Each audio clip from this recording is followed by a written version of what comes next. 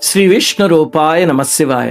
గణేష పురాణంలో ఒక అద్భుతమైన సంఘటన ఉంది. ఏమిటంటే, ఒకసారి పరమేశ్వరుడు పార్వతీదేవిని తలుచుకుంటూ వస్తుంటే ఆ మోహావేశంలో స్వామి తేజస్సు జారి కింద పడింది.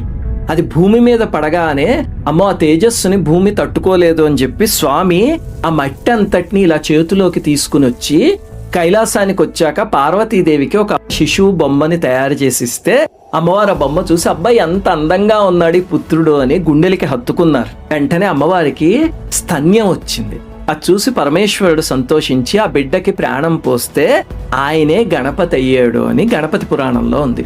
అయితే తరువాత కలియుగానికి ప్రారంభంలో గణపతి ఒకసారి భూలోకానికి వచ్చి విహారం చేస్తూ అక్కడ ఒక ప్రదేశం దగ్గర నించునేసరికి ఆయనకి నెమ్మదిగా స్వామి నన్ను అనుగ్రహించవా తండ్రి అని వినిపించింది. ఎవరు ఇది అంటున్నారు అని చెప్పి చుట్టూ చూసేసరికి అక్కడ ఒక బావిలోంచి వస్తుంది.